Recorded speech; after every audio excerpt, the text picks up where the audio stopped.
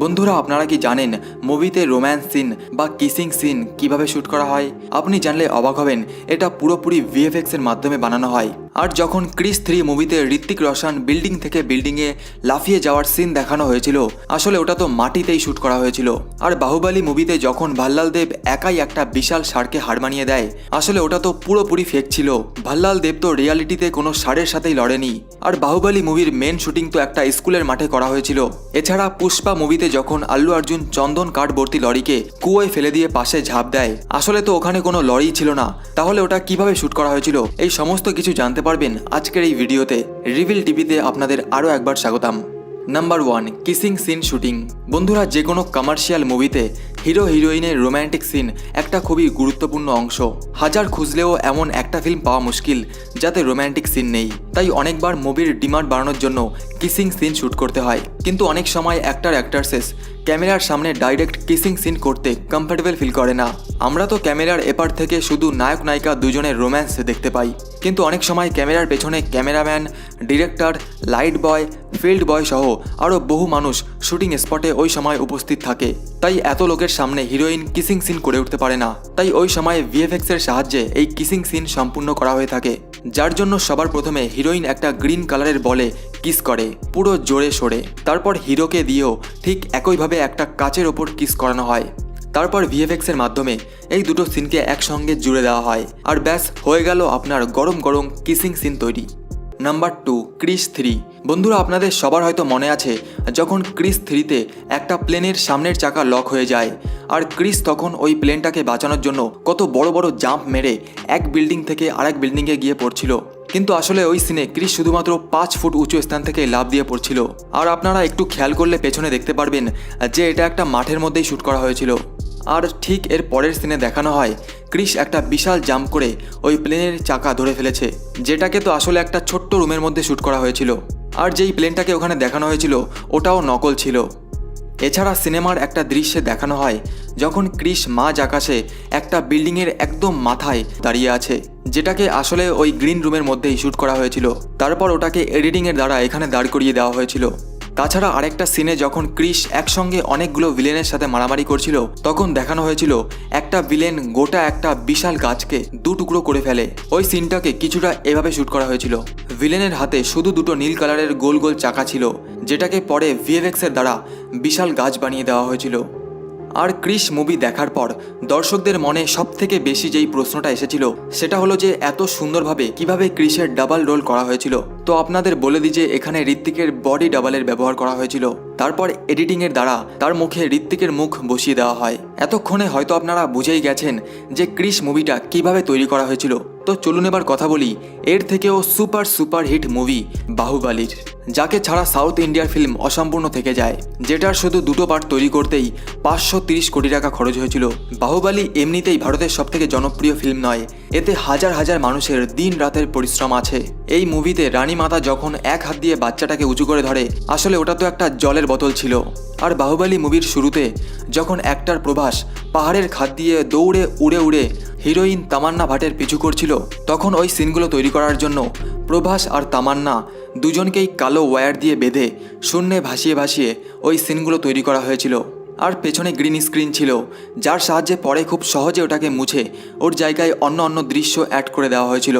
আর একটা সিনে আপনারা দেখতে পেয়েছিলেন যে হিরোইন তামান্না ভাটের পিঠে অনেকগুলো সুন্দর প্রজাপতি উড়ে এসে বসেছিল, আসলে এগুলো ভিএফএক্স এর কামাল। আর বাহুবলী মুভির অনেক দৃশ্যে আপনারা যেই সুন্দর পাহাড় আর ঝর্ণা দেখতে পেয়েছিলেন, ওগুলো সব গ্রাফিক্স ডিজাইনের মাধ্যমে কম্পিউটারে তৈরি করা হয়েছিল। আর যখন ভাল্লাল দেব একটা বিশাল শক্তিশালী ষাঁড়ের সঙ্গে শক্তির মোকাবিলা করে, তখন আসলে তো ওখানে কোনো ষাঁড়ই ছিল না, ওটা তো একটা মানুষ ছিল যে ষাঁড়ের মতো একটা নকল ষাঁড়ের মাথা হাতে নিয়ে ভাল্লাল দেবের সঙ্গে বল প্রয়োগ করছিল, যেখান থেকে পরে মানুষটাকে সরিয়ে দিয়ে একদম রিয়ালিস্টিক দেখতে একটা ষাঁড়কে বসিয়ে দেওয়া হয়। এই ষাঁড়টাকেও পুরোপুরি গ্রাফিক্স ডিজাইনের মাধ্যমে তৈরি করা হয়েছিল, যার পরে এই সিনটাকে দেখতে পুরোপুরি আসল লাগছিল। আর ঠিক একইভাবে যখন অনেকগুলো সৈন্য মিলে ষাঁড়টিকে ধরে রেখেছিল, তখন ওখানেও একটা মানুষ দাঁড়িয়েছিল যে ষাঁড়ের মতো নাড়াচাড়া করছিল, আর সবাই এদিক থেকে ওদিক দড়ির সাহায্যে উড়ে গিয়ে পড়ছিল। এটা তো তবুও সামান্য যুদ্ধ ছিল, আসল যুদ্ধ তো সামনে ছিল, যার জন্য সমস্ত লিড হিরো যেমন প্রভাস মানে বাহুবলী, কাটাপ্পা মামা, ভাল্লাল দেব মাসের পর মাস সেটে শুধু প্র্যাকটিস করেছিল। আর ওদের ট্রেনিং দেওয়ার জন্য কোনো যা তা ট্রেনার নয়, চীন আর জাপান থেকে খতরনাক শাওলিন আর মার্শাল আর্ট ট্রেনারদের আনা হয়েছিল, যাদের সঙ্গে দিন রাত ধোঁয়াধার প্র্যাকটিস চলতো সিনেমার লিড অ্যাক্টরদের। এছাড়া যত বাকি সৈন্যদের আপনারা সিনেমায় দেখেছেন, ওদেরও দিন রাত কড়া রোদে ধোঁয়াধার ট্রেনিংয়ের প্র্যাকটিস করানো হতো, যাতে শুটিংয়ের সময় কেউ রোদে অসুস্থ না হয়ে পড়ে। আর যুদ্ধের সময় অ্যাক্টরদের মেকআপ আর কস্টিউমে বিশেষ লক্ষ্য রাখা হয়েছিল, যাতে সবকিছু একদম রিয়ালিস্টিক লাগে। আর আপনারা এই ভিডিও ক্লিপটায় দেখতেই পারছেন, এভাবেই বাহুবলী মুভির যুদ্ধের সিন শ্যুট করা হয়েছিল। কিন্তু বন্ধুরা, সবথেকে বড় মিথ্যে যেটা বাহুবলী মুভিতে দেখানো হয়েছিল, সেটা হলো মহেশপতির রাজমহল, যেটাকে দেখে আপনি বিশ্বাসই করবেন না যে রাজমহলের ভেতরের যত সিন মুভিতে দেখানো হয়েছিল সবই একটা বড় রুমের মধ্যে করা হয়েছিল, শুধু প্রয়োজন অনুসারে সেটের জিনিসপত্রের জায়গা বদল করে। বন্ধুরা, আপনারা পুষ্পা মুভি তো অবশ্যই দেখেছেন, আর আপনি যদি পুষ্পা মুভি দেখার পরে মনে করে থাকেন এটা তো একটা সাধারণ ফিল্ম, এতে কোনো ভিএফএক্স বা নকল জিনিসের ব্যবহার করা হয়নি, তাহলে বন্ধুরা মনে রাখবেন, এটাই তো সাউথ ইন্ডিয়ান ফিল্মের কামাল। পুষ্পা মুভিতেও অনেক জায়গায় ভরে ভরে ভিএফএক্স আর ফেক জিনিসের ব্যবহার করা হয়েছে। কিন্তু তার আগে বলুন, আপনি কি জানেন পুষ্পা মুভির শুটিংয়ের সময় রোজ 300টা গাড়ির ব্যবহার করা হতো জঙ্গল পর্যন্ত যাওয়ার জন্য, যাতে করে ডিরেক্টর, অ্যাক্ট্রেসেস সহ আরও সমস্ত ক্রু মেম্বাররা রোজ ওই জঙ্গলে পৌঁছাতো। আর এই জঙ্গল হলো অন্ধ্রপ্রদেশের মরেদুমিলি ফরেস্ট, যেই জঙ্গল এমনিতেই খুবই খতরনাক। আর আপনি কি জানেন আল্লু অর্জুন থেকে পুষ্পাতে ট্রান্সফর্ম হওয়ার জন্য রোজ সবার আগে সেটে এসে পৌঁছাতে হতো, আর টানা 2 থেকে 3 ঘন্টা মেকআপের জন্য বসতে হতো। এই সময়ে পুষ্পার ছোট থেকে ছোট ডিটেলসকেও খুব সূক্ষ্মভাবে সাজানো হতো, যেমন পুষ্পার কপালের কাটা দাগ, মুখের ডান পাশের একটা ছোট্ট তিল। আর যেহেতু ফিল্মে দেখানো হয়েছে পুষ্পা লাল চন্দনের কাজ করত, তাই আল্লু অর্জুনের স্কিন টোনকেও লাল চন্দন দিয়ে ঘষে লালচে করে দেওয়া হতো।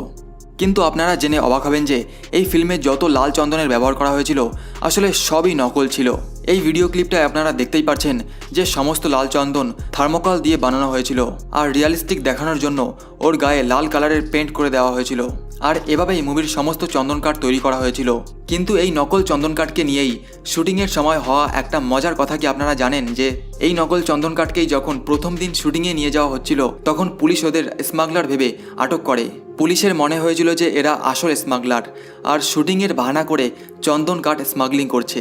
আর তারপর ওরা যতই বলছিল না যে ওরা শুটিং করতে এসেছে, পুলিশ ওদের কোনো কথাই মানছিল না।